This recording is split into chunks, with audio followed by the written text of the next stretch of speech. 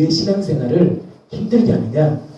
이것을 우리 전준서 집사님이 금요일 밤 대화를 나누면서 쓴 글이 있어요. 우리 전준서 집사님은요, 웬만한 목회자들보다 책을 많이 보신 분입니다. 무려 청고를 받습니다. 저도 청고 못 받거든요. 이게 신학자 수준입니다. 신학 서적을 청고를 보신 분입니다. 그래서 저 예수군은 누구인가 감수도 누가 해줬냐면 우리 전준서 집사님이 해주신 거예요. 워낙 제가 글을 막 못 쓰니까 이 정도까지 글이냐고 이렇게 똑똑하신 분이에요. 똑똑한 거하고 생명사는 건 다릅니다. 그렇죠? 그래서 예수님 떠나려고 했다잖아요.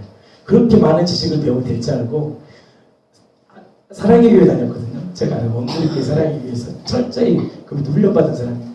근데 이게 안 되는 거예요. 머리로는 아는데 이 생명이 살아 움직여야 되는데 책 천권 본다고 살아나는 거 아닙니다. 성경책만 자주 봐도 됩니다. 그래서 우리 전유일 사님이 쓴 글이 마음이 와서 간증이라면 다 돼서 한 거 아니에요. 하는 과정까지 우리가 함께 나누고 기뻐하면 되는 거예요. 아멘? 네, 우리 한번 전유일 사님 나오셔서 나누겠습니다. 나올 힘찬 박수 부탁드립니다. 그러니까 확실히 목사님 말씀처럼 간증이라는 부분들을 그날 금요일날 새벽까지 얘기를 하고 이제 가서 바로 정리를 했는데 그날 아침에 일어나서 다시 보니까 솔직히 너무 부끄럽더라고요. 뭐 이상하게 쓴 것 같기도 하고 제가 누리지 못하는 어떤 것을 그냥 의지적 결단식으로 쓴 것 같은 느낌도 받았고요. 지금 잠깐 제가 지난주에 드렸던 게 7주 만에 예배를 드린 거였어요. 베트남하고 태국을 5주간 여러 가지 이유 때문에 잠깐 여행식으로 갔다 왔는데요. 가서 느꼈던 거 잠깐 나누고 간증 나누도록 하겠습니다. 우선은 제가 처음 느꼈던 거는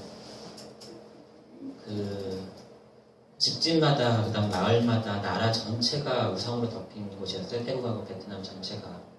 그걸 보면서 안타깝다는 생각을 처음엔 하게 됐는데 계속 보다 보니까 어떤 생각이 들었냐면 제 모습을 그 안에서 발견한 거예요.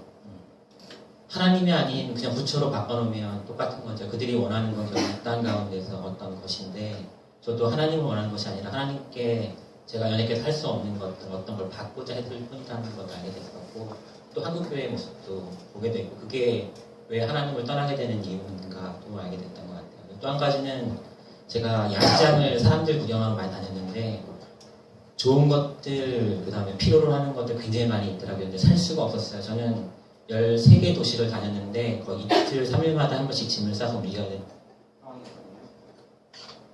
그러다 보니까 좋은 것들을 살 수가 없는 거예요.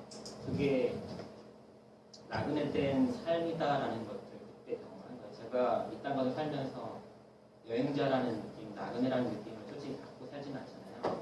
지금 생각해보면 솔직히 필요한 것들도 아니었고 그냥 눈에 보일 때 좋은 것들일 뿐이었어요. 근데 그런 것들을 사기 위해서 내가 얼마나 지금까지 많은 노력들을 하고 살았는지 이제 그런 것들을 좀 보게 되었었죠. 솔직히 이런 거를 알기 위해서 굳이 떠날 필요는 없어요.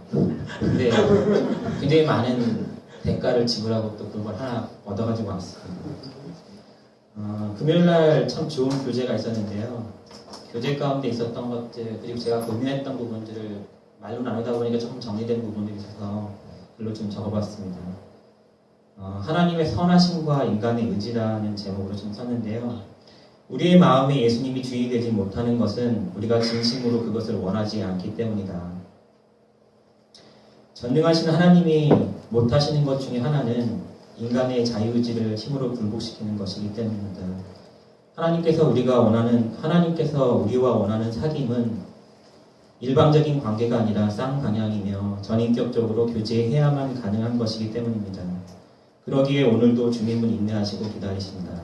우리의 마음을 두드리시며 성경은 성령으로 시작하였다가 육체로 마치는 비극에 대해서 경고를 하고 있습니다. 근신하라 깨어라 너희 대적마귀가 오는 사자와 같이 돌다니며 삼킬처를 찾나니 우리가 신앙의 대상인 하나님께 시선을 고정하지 못할 때 율법주의, 인사주의, 신비주의로 가기 쉽고 결국 자기라는 미로에 빠지면서 길 잃어버린 양이 됩니다. 나는 왜 이렇게밖에 못하지? 나는 어떻게 하면 죄를 이길 수 있을까? 내 믿음은 왜 이 모양이지? 이렇게 수많은 질문들이 나에게 맞추어져 있기 때문에 답을 찾지 못하고 길을 잃는 것이다. 내가 어떻게 믿음으로 살 수 있을까 해서 나로 하여금 믿음으로 살게 하시는 예수 그리스도께로 초점이 옮겨져야 한다. 나를 비롯해 얼마나 많은 그리스도인들이 자기 믿음으로 스스로 구원을 이루려고 애써왔는지 모른다.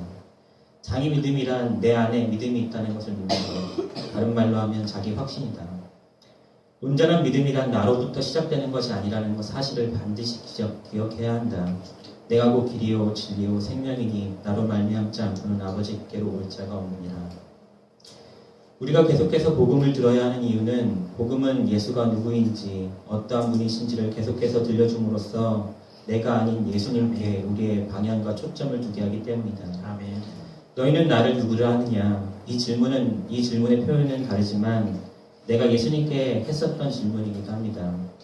하나님 저를 정말로 사랑하십니까? 전 당신께 어떠한 존재입니까? 인생이라는 바다를 항해하면서 풍랑과 암초를 만날 때마다 주님께 답을 요구했던 질문이었습니다. 세상의 고통과 악의 실제를 직간접적으로 경험하면서 하나님의 선하심에 대한 답을 내 인생에서 찾고 싶었습니다. 천지를 창조하신 능력 있는 하나님은 개인적으로 믿기가 쉬웠는데 하나님의 선하심은 다른 문제였습니다. 광야에서 이스라엘 민족에게 만나와 외출하기를 주셨듯 스스로 해결할 수 없는 내 인생의 문제에 하나님께서 내가 원하시는 방식으로 개입하시길 원했고 문제 해결 여부와 나를 향한 하나님의 사랑을 결부시키면서 하나님에 대한 부정적 이미지가 내 안에 고착되었습니다. 이러한 왜곡된 부정적인 생각이 어쩌면 예수님을 나의 구원자로서는 원하지만 주인됨을 원하지 않는 악한 마음으로 이어지게 된 것은 아니었을까. 나와 비슷한 과정을 거치면서 하나님께 상처 입은 많은 형제들이 하나님을 떠나갔습니다. 내가 답을 찾을 수 없었던 이유는 답을 내게서 찾으려 했기 때문이었습니다. 의외의 답은 너무나 단순하고 명확했습니다. 바로 예수 그리스도 복음이었습니다. 최근 내가 그동안 붙들고 있었던 믿음이 무엇이었는지를 보게 하십니다. 또한 여러 가지 감당하기 어려운 고난 속에서 절망을 경험하기도 하셨습니다. 동시에 하나님께서 부르신 인생은 결코 절망으로 끝나지 않는다는 사실도 은혜로 알게 하십니다. 2000년 전에 예수 그리스도께서 죽으실 때 함께 죽었고 사흘 만에 다시 부활하실 때 함께 예수 생명으로 부활했음을 믿음으로 붙들라고 말씀하십니다.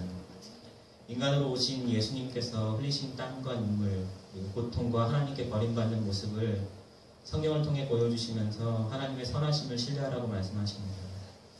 모든 것이 전적으로 하나님의 은혜이지만 그렇다고 우리의 모든 책임을 하나님께 돌릴 수는 없습니다.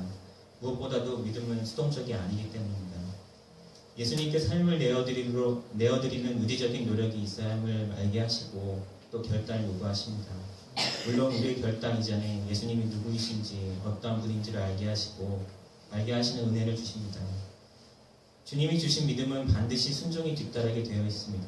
그 순종함을 통해 주님의 인도하심을 경험하고 주님을 더욱 알게 되는 선순환이 시작될 수 있습니다. 감정적인 느낌으로 이 믿음의 유무를 스스로 판단하고 또 불순종함으로 믿음을 드러내지 못한다면 성경 말씀대로 이러한 믿음은 어떠한 영향력도 끼칠 수 없는 죽은 믿음일 것입니다. 두려워하지 말라. 너희는 많은 참새보다 귀하다라고 말씀하시는 주님을 아는 것과 믿는 것에서 하나 되는 한기 공동체가 되게 하시고 주를 향한 우리 입술의 고백이 순종을 통해 삶에서 열매 맺도록 도와주십시오. 예수님이 우리의 구원자 되시고 동시에 주인 되기를 원하는